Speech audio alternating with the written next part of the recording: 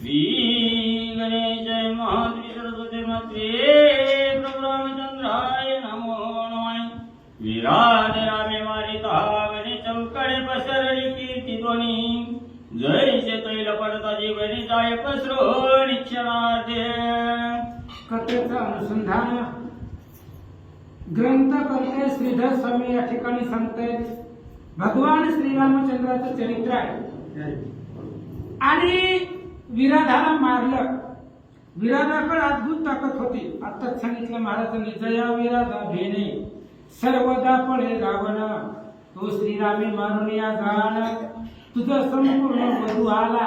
म्हणजे विराधाला घाबरून रावण पळत होता। एवढी भीती, एवढा असणारा धाक होता विराधाचा, त्या विराधाच्या मनात कुणी जातच नव्हतं। आणि त्या विराधाला मारल्यानंतर ना रामचंद्राची कीर्ती संपूर्ण तिथल्या दंडकारण्यामध्ये पसरली गेली। की तुका त्रिदान देता निर्मळ कीर्तीने बरे भूमंडळ, कीर्ती दुर्जनाची पूजा केवळ सांगता पसरे चौकडे। सत्पात्र दान केल्यानंतर ना दाता म्हणून जगतामध्ये कीर्ती पसरली जाते। आता हरिश्चंद्राचं नाव आहे महाराज, दात्यामध्ये त्याचं नाव एक नंबरला येतं। का त्याने केलं तसं, म्हणजे दान धर्मामध्ये त्याचं नाव असणारे पहिल्या लिस्टला येतं। दात्याची कीर्ती तशी गावामध्ये पसरावी, वाढावी, किंवा दुर्जनाच्या मुखामधून सज्जनाची कीर्ती वाढावी। एखादा निंदक असतो आणि जाईल तिथं ते आपली निंदा करतो, त्याच्या तोंडातून आपलं नाव आपोआप वारे हाती मापत चाली सज्जनाचं, तसं सज्जनाची कीर्ती वाढली जाते, तशी भगवंताची कीर्ती वाढत चालली। हे कुलवंताची उपकार करीत वाढता विस्तरण, हे संत समागमे अपार दिव्य ज्ञान प्रगटे परी। किंवा एखाद्यावरती जर उपकार केला तर तो असणारा उपकार वाढला जातो, तो कधी विसरत नाही। संत मुखामधून ऐकलेली कीर्ती भगवंताची कीर्ती संतांच्या मुखामधून ऐकल्यानंतर जशी कीर्ती वाढत जाते, त्या पद्धतीने रामचंद्राची कीर्ती त्या परिसरामध्ये वाढले। तो जानकीचं प्रेम येऊन बंदी श्रीरामाच्या चरणी, म्हणे तुमचा पराक्रम की संत समागमे अपार। आणि त्यावेळेस अशा प्रकारे विराधाला मारल्यानंतर सीता माता जवळ आल्या आणि सीतेनं रामचंद्राला नमस्कार केला, चरणावरती डोकं ठेवलं आणि सांगितलं, तुमची कीर्ती संपूर्ण ब्रह्मांडामध्ये वाढली असं माता बोलतात। राजा उदरोनी जाता त्याने प्रहातीले त्रिरागुणोदय, स्वामी तमदर्शनी असता शरभंग ऋषीने धरली अशी। आणि सीता मातेने सांगितलं भगवंताला, म्हणले महाराज मालक विराट मेला, पण त्यावेळेस त्याचा उद्धार झाल्यानंतर त्यानं जाता जाता सांगितलं होतं, शरभंग ऋषी आहेत आणि त्या शरभंग ऋषीनं आपल्या तुमच्या दर्शनाची आस्था धरलेली आहे, तुमच्या दर्शनाची ओढ त्याला लागली, म्हणून त्यांना दर्शन देण्यासाठी चलावं। माता सीता बोलतात, विमान घेऊन इंद्राची मोहळ्याला साचाराई, परी तुझं पाहिजे नमुनीश्वर नव जायची ब्रह्मपद आहे। अहो भगवंता, त्या शरभंग ऋषीला घेऊन जाण्यासाठी इंद्र विमान घेऊन आला। हंस आकाराचं विमान घेऊन शरभंग ऋषीला घेऊन जाण्यासाठी आला होता इंद्रदेव, पण शरभंग ऋषीने नाकारलं, म्हणजे नाही जायचं। काय करायचंय, वैकुंठी जाऊन काय बा करावे, मुगेची बैसावे मौन रूपा। रामचंद्राचं दर्शन घ्यावं आणि त्या दर्शनानं उद्धार आहे, आणि तो दर्शन घेण्यासाठी महाराज थांबले तर माता सीता बोलतात,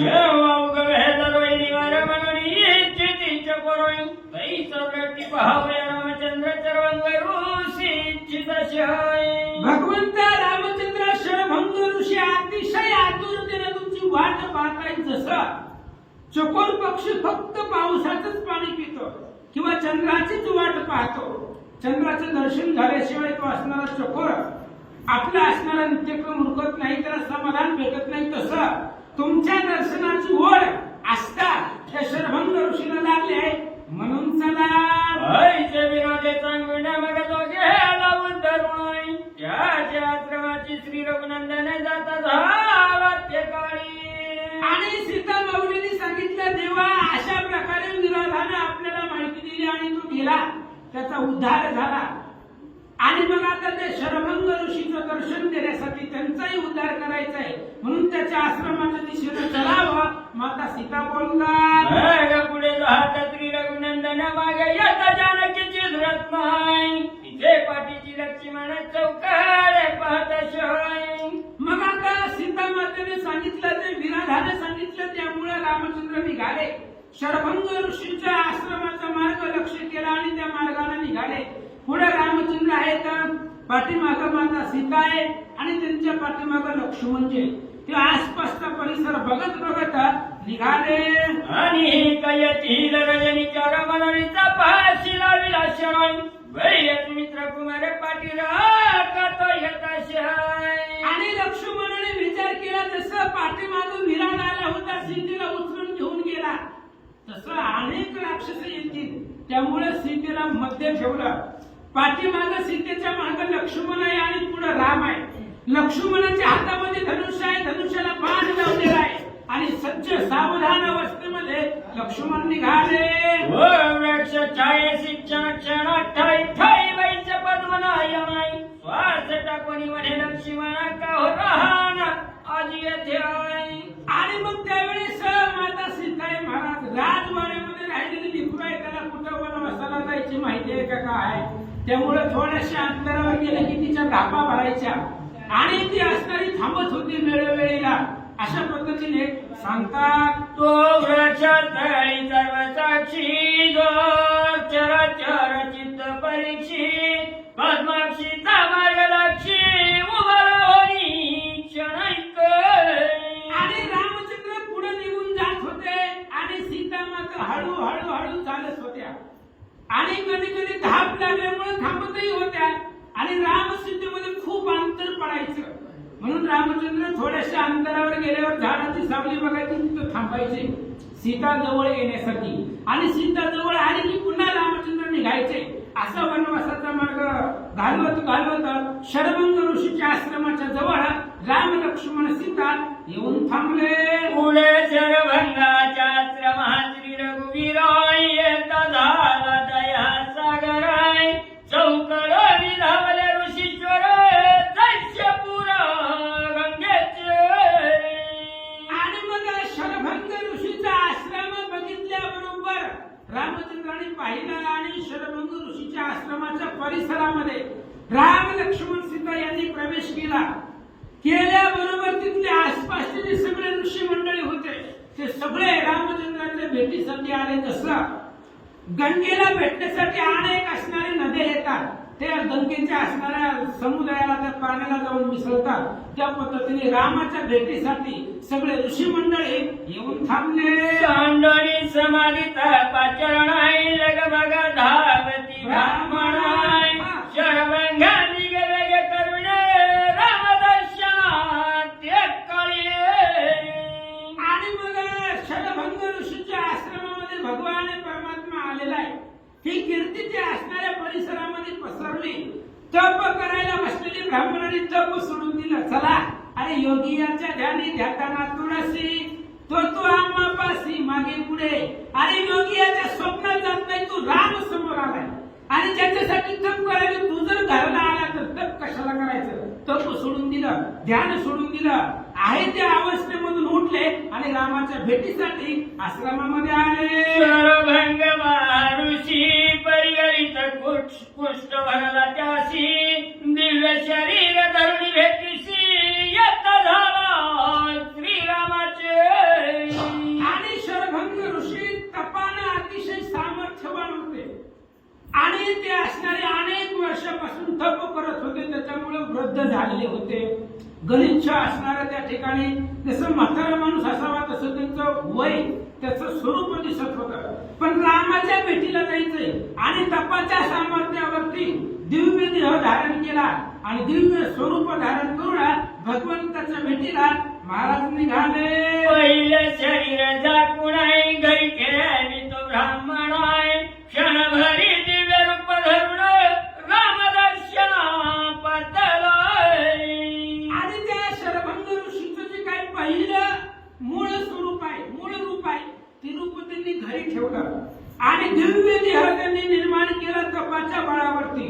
आणि दिव्य देहानं भगवंताच्या रामाच्या भेटीसाठी महाराज निघाले. असोध्या कोण ऋषीश्वरांचे भाराय साष्टांगण मीत श्रीराम सौमित्राय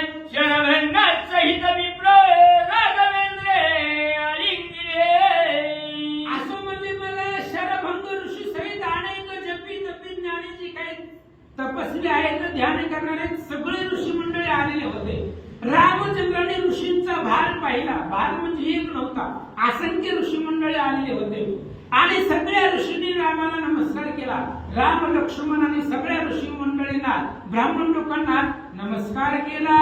शरभंगाच्या आश्रमात झाले त्रिरघुनाथाय, सीता सौमित्र समवेत श्रीराम पूजिला शरभंगे. आणि मग त्यावेळेस शरभंग ऋषी सामोरे गेले, रामचंद्राच्या हाताला धरलं, आपल्या आश्रमामध्ये आणलं.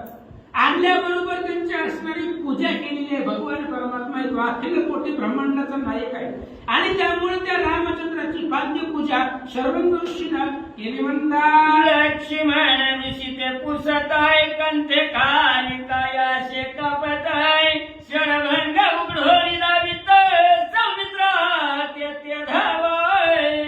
मग घरामध्ये गेल्यानंतर एक झोपडी होती. महाराजाचं काय असतं का, काय बंगला असते का, साधी सुधी झोपडी होती आणि त्या झोपडीमध्ये रामचंद्राला घेऊन गेले आणि गेल्याबरोबर लक्ष्मणाने विचारलं, महाराज या असणाऱ्या गादी खाली म्हणा, या शाली खाली काहीतरी लपवून ठेवलेलं आहे, काय ठेवलंय दाखवा. मने हे कर्म शरीर भोगिल्या विनाय, न तुटे कदापि देह बंधनाय, राजा रंक होत साधू संज्ञानाय, कर्मदहन सोडिनाय. आणि शरभंग ऋषीने लक्ष्मणाला सांगितलं, लक्ष्मणजी हे असणारं माझं शरीर आहे आणि ही कर्मभूमीवरती मृत्यू लोकांमध्ये जन्मलेलं हे शरीर आहे. हे शरीर भोग जो आहे तो भोग भोगल्याशिवाय सुटत नाही. मग कोणीही असू द्या, कोणी जरी असलं तरी त्याला त्याच्या कर्माचा भोग भोगल्याशिवाय पाठीमाग प्रारब्ध सोडित नाही. आमचंही तसंच आहे, आमचं काही वेगळं आहे का. ही कर्मभूमीवरती असलेलं मृत्यू लोकावरचं शरीर आहे आणि भोगल्याशिवाय, शरीराचा भोग संपल्याशिवाय हे असणारं शरीर संपणार नाही असं शरभंग ऋषी सांगतात. चुलस उपजली ही लक्ष्मणाय, म्हणे महाराजी श्री रघुनंदनाय, ऋषी म्हणे उष्णोदक स्नाना, मदत मिळे सर्वताय.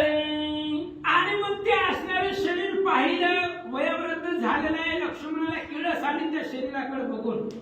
असं म्हणले मग रामचंद्रांनी सांगितलं ऋषीवर्यांना, शरभंग ऋषींना, म्हणली तुमच्या आश्रमामध्ये आलोय, तुमच्यावरती प्रसन्न आहे, काय मागायचं असेल तर तुम्हाला मागा, प्रसन्न झालोय. त्यावेळेस महाराजांनी सांगितलं स्नान करण्यासाठी शुद्ध अशा प्रकारचं पाणी आम्हाला भेटत नाही, गरम पाणी, असं महाराज बोलतात. शीतोदके स्नान नित्याय, तेने शरीर ये बुलताय, आईच्या कोणी अवनी जाकांत काय बोले ऋषी ते. आणि शरभंग ऋषीने सांगितलं आम्हाला आंघोळीला गरम पाणी भेटत नाही, थंड पाणी असते आणि थंड पाण्यामुळे अंग उलून जाते. म्हणून हे असणारं आणि म्हातारपणामध्ये थंड पाण्याने आंघोळ करणं थोडंसं जड जातं. म्हणून आम्हाला गरम पाण्याने आंघोळ करायची इच्छा आहे पण आम्हाला भेटत नाही असं शरभंग ऋषींनी सांगितलं. रामचंद्र काय म्हणतात, असं तुम्हाची उदक देऊनाय, प्रात काळी करू गमनाय, तो रात्री संपताच्या किरण उदयाच्या उगवलाय. भगवान श्रीरामचंद्रांनी सांगितलंय महाराज लोड घेऊ नका. म्हणले काय मागून मागून गरम पाणी मागितलंय, काय अवघड आहे का, घेतो म्हणले. आता रात्र संपू द्या, उद्या सकाळी आम्ही जाण्याच्या आतमध्ये तुम्हाला गरम पाणी आंघोळीसाठी घेऊन जातो असं रामचंद्र बोलले. रात्र संपली, सूर्य उगवला. काय झालं, ऋषी आज्ञा घेऊन त्वरिताय पुढे चालले श्री रघुनाथाय, ऋषी वचनाचा विसर पडत श्रीराम येता गौतमी तीराय. आणि मग असं म्हणले रात्र संपली. संपल्यानंतर सकाळी रामचंद्र उठले आणि आपलं पुढचं वनवासाला जायचं होतं ते असणाऱ्या मार्गाने निघाले. आणि जात असताना कदाचित रामचंद्राला विसर पडला, रात्रीचे महाराज बोलले ते, पण भगवंत जाणे मुंगीचे ही मानस, मुंगीच्या मनातलं बोलतोय त्याला, पण असू द्या म्हणले.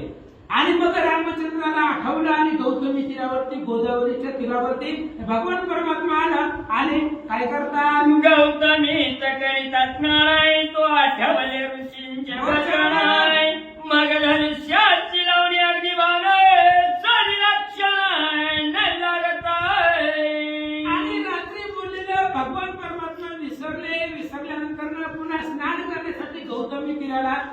त्या असणाऱ्या नदीच्या पात्रामध्ये नदीच्या जवळ भगवंत आले. आल्याबरोबर स्वतः स्नानासाठी चालल्यावर त्यांच्या लक्षात आले की रात्री ऋषीने महाराजांनी काय मागितले. मग रामाला आठवलं, लगेच धनुष्याला बाण लावला आणि तो बाण भगवंतांनी पाताळात सोडला.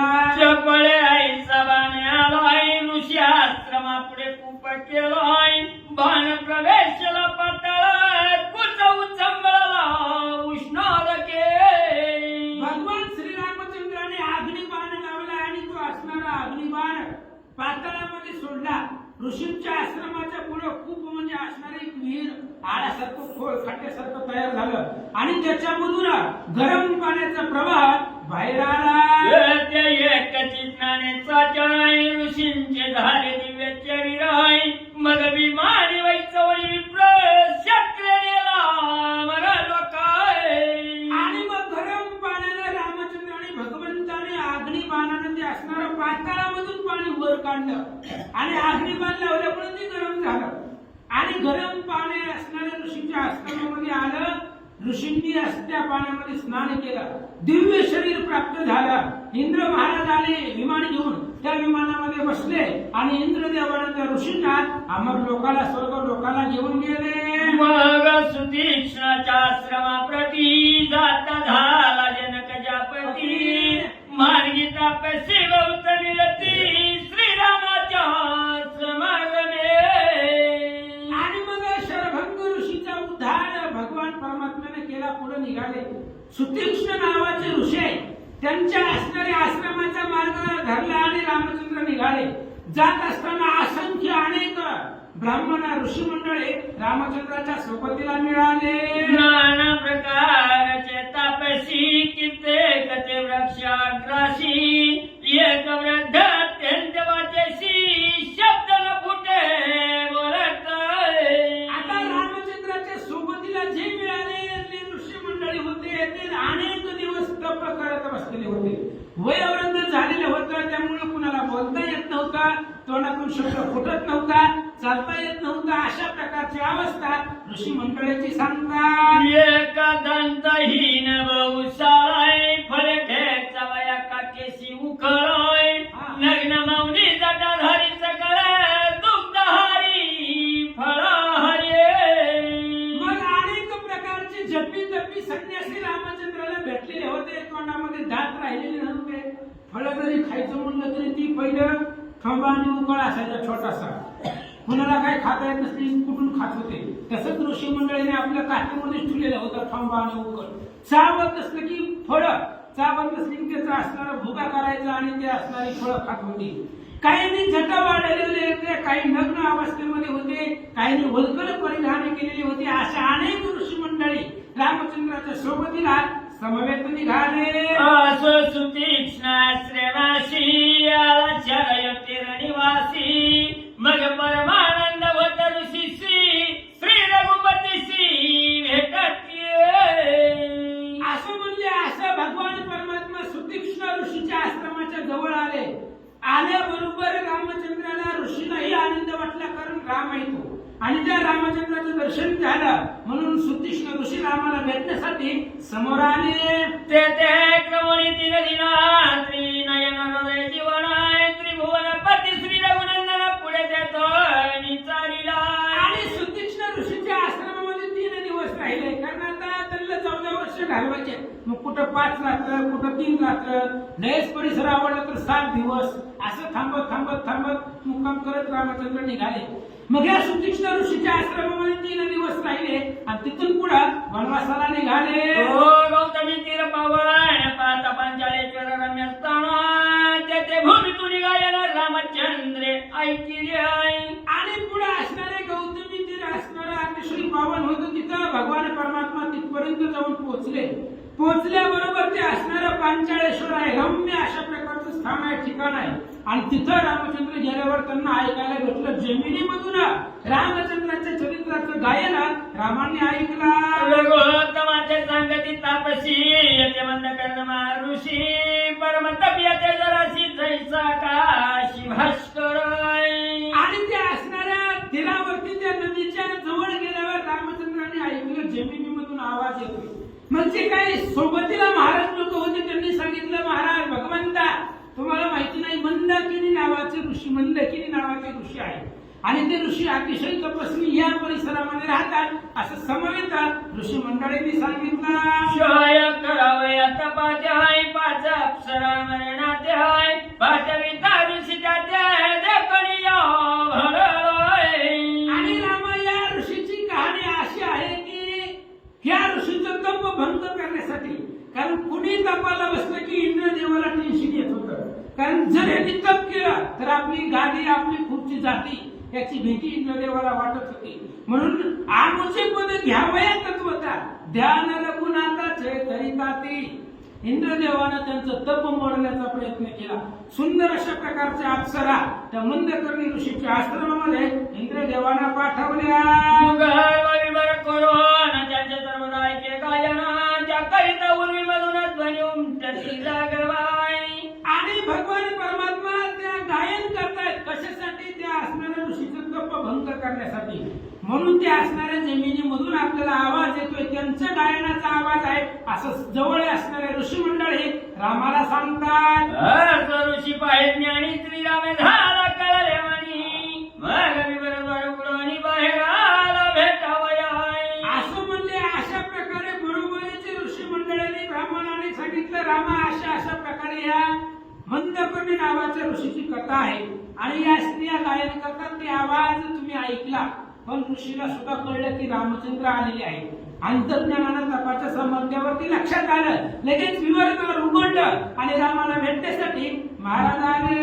राणे मंदिरे ऋषीचे चरण आदरे भेटले ते दोघे जाई, मग आश्रमाचे नेऊन मित्र कुलभूषण पूजिले. रामचंद्राने ऋषींना नमस्कार केला. ऋषींनी रामचंद्राच्या असणाऱ्या चरणाची पूजा केली. रामचंद्राला आपल्या आश्रमामध्ये नेलं आणि त्यांची पूजा करून ती रात्र तिथं त्यांना थांबवलं. तिचे वचन घ्यावया मुदित श्री रघुनंदन, ओ महर्षी तू तीक्ष्ण पुरुषार्थ सांगे अगस्तीचा.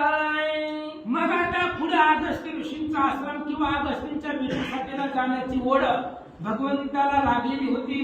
म्हणून त्यांनी सांगितलं आम्हाला जायचंय अगस्त्य ऋषीच्या भेटीला. त्यावेळेस सुतीक्ष्ण मंदकर्णी नावाच्या ऋषींनी अगस्त्य ऋषींचा प्रताप महिमा सांगायला सुरुवात केली. आता पिवा तपील वलतीचे दैत्य परम सहबळवाणी, शिव वर्धे महाकाळ कपट सकळ जाणती. आणि मंदकर्णी ऋषींनी सांगायला सुरुवात केली, रामा अहो या अगस्त्य ऋषीकडे अफाट पराक्रम आहे.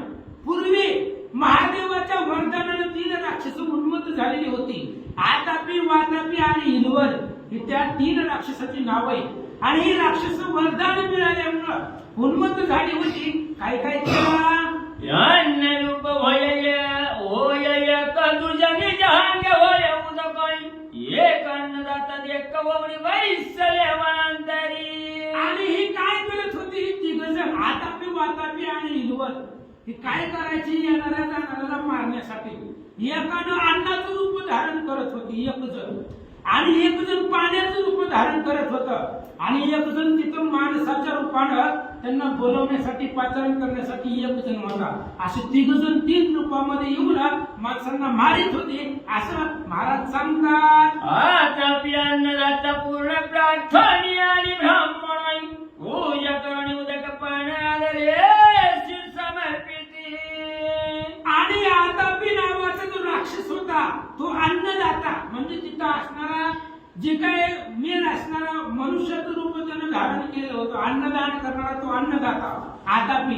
आणि येणाऱ्या जाणारे ऋषी मंडळी असेल, कोणी राजा असेल, कोणी असू द्या, त्याला आदरानं बोलवून आणत होता. आणि बोलवून आश्रमामध्ये आणल्यावर मग आता बाहेर नाम घेऊन वातापील व्हायला दोघे जमाई, मग तुम्ही प्रहारचे पोट फोडून येते जाऊन बाहेरी. आणि आतापी काय करत होता, त्यानं वेश धरला होता आपल्यासारख्या सर्वसामान्याचा अन्नदात्याचा. आणि दुसरा वातापी आणि हिलवल जे आहे ती एकानं अन्नाचं आणि एकानं पाण्याचं रूप धारण केलेलं होतं. आता कोणी बी आले की अन्न खाल्ले की पाणी लागतेच, त्यामुळं अन्न खात होते आणि पाणी पित होते. आणि या बाहेरच्यानं जी वातापी होता त्यानं जेवण झाल्यावर पाणी पिल्यावर पुन्हा ह्या दोघांना हात मारायचा. हात मारले की पोट फाडून ती बाहेर येत होती. अशा प्रकारे माणसांना मारण्याची कामं हे तिघजण करत होते. ऐसे असंख्यात द्विजगण व्यक्ती मारू नाही मग कंशोत भावाची चरण सगळं ब्राह्मण गेले पै. आणि रामानं असंख्य ब्राह्मण मारले, कुणाला कळतच नव्हतं ना. आता ती ब्राह्मणाच्या वेशामध्ये माणसाच्या वेशामध्ये बोलवायचा, आग्रहानं बोलवल्यावर जात होती. आणि एकानं अन्नाचं रूप धारण केलेलं, एकानं पाण्याचं. आणि अन्न आणि पाणी प्राशन केलं, पिलं की बाहेर हाका मारित होता, पोट फाडून बाहेर येत होते. त्यामुळं माणसं कशानं मरत होते हे कुणालाच कळत नव्हतं. मग ही बाकीचे सगळे परिसरातले ब्राह्मण लोक घाबरले आणि अगस्त्य ऋषींना शरण गेले. मग तो महाराज घटोद्भव जयाची चरण स्वर्गीचे देवा आहे. ऋषी कैव हरी करून हरणा जायचे स्थान पातळाय. आणि मग अगस्त्य ऋषींना ते असणाऱ्या अगस्त्य ऋषींनी त्या ब्राह्मणांनी त्यांना सांगितलं. मग अगस्त्य ऋषीकडे एवढं सामर्थ्य आहे ज्याला सगळे देव शरण येतात. अशा प्रकारचे असणारे अगस्त्य ऋषी घटोद्भव असं त्यांचं नाव आहे. कारण मित्रवरुणी नावाचे असणारे ऋषी सूर्य महाराज आणि त्यांच्यापासून त्यांचा जन्म एका घाटामध्ये झालेला आहे म्हणून त्याला कुंभोद्भव, घटोद्भव बरीच नाव आहे. आणि त्या अगस्त्य ऋषी त्या ब्राह्मणाची त्यांनी करुण वाणीनं बोलणं ऐकल्याबरोबर महाराज त्या ठिकाणी गेले. गतीचे चरण म्हणे आश्रमकाळी पावन अनाथ फळ सेवन शीतळ जीवन. आणि ही वांगपी अन्नदात्याच्या रूपामध्ये त्या अगस्तीच्या महाराज गेला. महाराज लय लांब आलो, आमच्या घरी या, जेवण करा, पाणी प्या, जेवायला टाइम नसला तरी पाणी तरी प्या. आहे ना सज्जनाचे घरचे अन्न बळेच घ्यावे मागून, नाहीतरी आपण जीवन तरी मागावे. असं म्हणले जेवायला टाइम नसलं तरी पाणी तरी प्या. कारण पाणी मी राक्षसच होता आणि अन्न मी राक्षसच होता. म्हणून अगस्तीच्या पाया पडला ही वातापी. पुढं मुखी सदावेद जयन पाठीची सदा धनुष्यमाई वातापी ब्राह्मण कपट वेश पातळाय. आणि मग वेद अध्ययन असणारे ऋषींच्या मुखामध्ये चालू होतं. आणि मग अशा असणाऱ्या अवस्थेमध्ये अगस्त्य ऋषी तिथे गेले. तेवढ्या वेळामध्ये ती वातापी ब्राह्मणाच्या रूपामध्ये अगस्त्य ऋषींच्या समोर येऊन थांबला. पवित्र केले कुशमुद्र मी रवताई होत्रे ओलिसाचा वित्त क्षमा बहुत धरली अशी आहे. आणि मग धरलेले रूप होतं त्याला. आणि धरलेलं रूप कसं असते नृत्यपेक्षा वेगळं असते. आणि मग त्यानं चांगली स्त्रीची चांगली पांढर शुभ्र कपडे घातलेली होती. मोठ्या माळा घातलेल्या होत्या पिंपीपर्यंत. ती शर्टाच्या बाहेर काढल्या होत्या लोकांना दिसावं.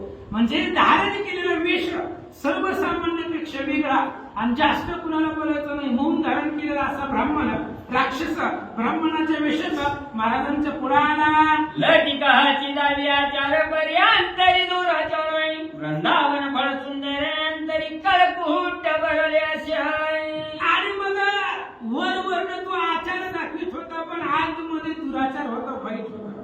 आपल्याला माहित आहे काळनिमीचं उदाहरण साधू झालेला होता. पण हनुमंताच्या आळवण्यासाठी त्याने किती नम्रता धरलेली होती. पाय धुण्यासाठी धावत होता ती आपल्याला माहिती आहे का. तसाच विष त्यानं धारण केलेला होता. वृंदावन फळ भोपळ्याचं असणारं फळ वृंदावनाचं फळ गोड दिसायला सुंदर दिसतं पण आतमध्ये कडवटपणा असतो. तसा त्याने विष धारण केलेला होता.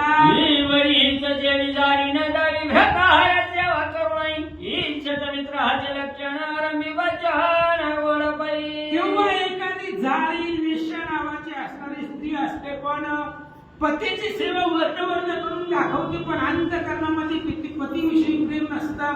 किंवा शत्रू असावा आणि तो शत्रू मित्राच्या रूपाने यावा, गोड गोड भाषण करावं. तसं तो ब्राह्मण राक्षस ब्राह्मणाच्या वेशात बोलू लागला.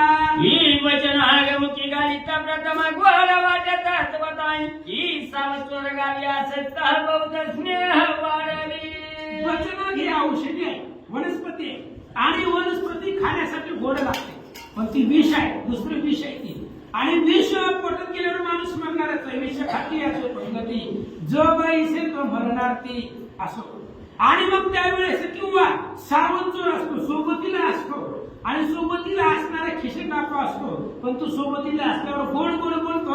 तसं तो ब्राह्मण म्हणू लागला ही विषकुंभ भरला चमत्कावरी अमृत घातले किंचिताई ही दांभिक चिंचदावित गुरु सेवा वारी वारी किंवा विषाचा कुंभ असावा त्याच्यावरती अमृत असावं दांभिक शिष्य असावा गुरुचा सेवा वर्ण करायची अंतकरणामध्ये अहंकार असावा त्या पद्धतीने सांगतात कुसुंब्याचा रंगार विधावी तुरंगाय किंवा नटे धरिले स्वंग विरक्ताच्या व्यर्थ पै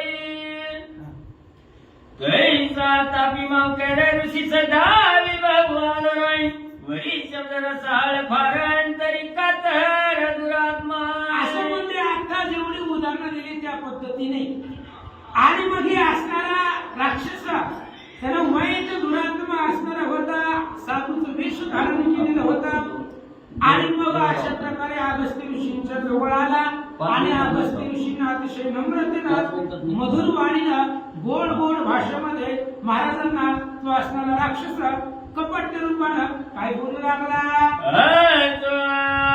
कपट्य वेची आश्रमाने माता पिफळे वेगळ्याची बोवणी या बैसला असं म्हणजे ते आता तिनं काय केलं ब्राह्मणाचा वेश धरला आणि त्या अगस्त्य ऋषीच्या हाताला धरलं आपल्या झोपडीमध्ये नेलं दुसरा वातापी होता त्यानं फळाचं रूप धारण केलं आणि फळाचं रूप धारण केल्याबरोबर तेच फळ जे राक्षस फळ रूप होऊन बसलेला आहे ते फळ त्या वातापीनं आणून समोर ठेवलं अगस्तीने भक्तीने फळे उदक नाही जो प्राशिले तो कपट्या अवघ्याचा मजल्या काय केले कलचर बघाय आणि मग अगस्त्य ऋषीनं ती फळं त्यांना आणलेली फळं खाल्ली आता ती फळ म्हणजेच राक्षस होता तो राक्षस पोटामध्ये महाराजांच्या गेला पण महाराजांच्या लक्षामध्ये आलं हे काय फळ ही सगळं जी कपट आहे आपल्याला मारण्यासाठी फसवण्यासाठी केलेला सगळा उपक्रम आहे हे अगस्त्य ऋषीच्या लक्षात आल्याबरोबर काय केलं उदयावरी फिरवण्याच्या दैत्य भस्म केला पोटात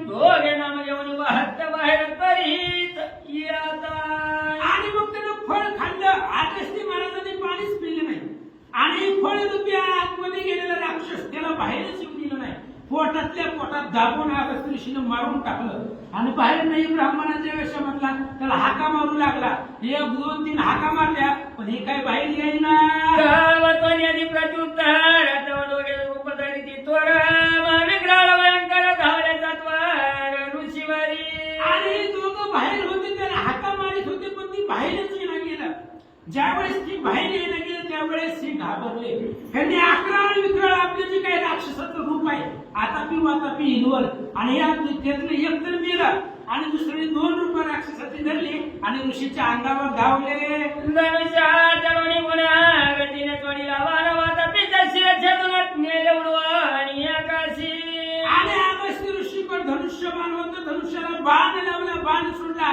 वातापीचं मुंडकं उडवलं मारून टाकला दोघे निवालेले कोण निवाल पळाला देतो तो घटक प्रधायमान पाठी लागला दयाच्या आता दोघे बी वले गेले आता बी मेला वातापी मेला हिलवत राहिला ते घाबरलं दोघे बी आता आपलं काय चालणार आहे लागलं पळायला पण अगस्त्य ऋषी ह्यांना मारायलाच आले होते त्यामुळे अगस्त्य ऋषी पाठीला गाणं सोडीची त्याच्या पाठीमागे जाऊ लागले काय झालं पळत सगळी अवघी जगती परिपाटन चोरी आगाती तव तो उदक भौरी कपट जगती समुद्र जाडी मिसळला मग तो हिलवल घाबरून पळू लागला त्रिजगतामध्ये पडला अगस्त्य ऋषी त्याची पाठ सोडित नव्हते मग कुठं लपावं म्हणून त्याला पाण्याचा वेश धारण केला आणि पाण्याच्या रूपामध्ये समुद्रामध्ये उडी टाकली आता समुद्रामध्ये पहिला सगळं पाणीच पाणी होतं आणि त्या पाण्यामध्ये पाण्याच्या रूपामध्ये हिरवळ मिसळून गेला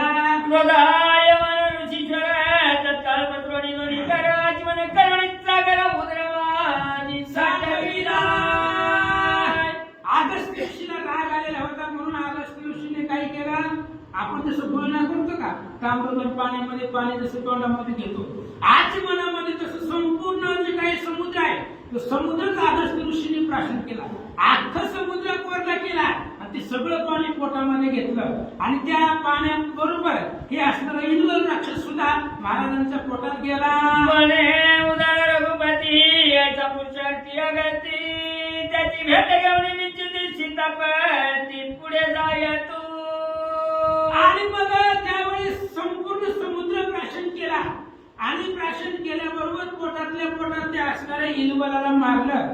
रामा अशा प्रकारचा तो आगस्ती ऋषी आहे. आतापी वातापी आणि इलवल महादेवाच्या वरदानाने उन्मत्त झालेले हे 3 राक्षस आगस्ती ऋषीने मारले गेले. दोघांना मारलं, तिसरा समुद्रामध्ये मिसळला, त्यालाही समुद्राचं प्राशन करून मारलं. आगस्ती ऋषीने निश्चिती सोशियेला पंपती मी त्याहून कैल ख्याती त्रिजगती कोरडी ही रामचंद्राचं असून. आणि मग अशा प्रकारचे आगस्ती ऋषी आहेत आणि तुम्ही त्याच्या दर्शनाला निघालात जावा. पण एवढा सामर्थ्यवान तो महाराज आहे असं मंदकर्णी नावाचे ऋषी भगवान परमात्मा श्री रामचंद्राला आगस्ती ऋषीचा छोटासा प्रतापाची कथा त्यांनी सांगितली. कुंडली गौरधारी श्री ज्ञानदेव तुकाराम पंढरीनाथ भगवान की जय. राजाधिराज प्रभु रामचंद्र भगवान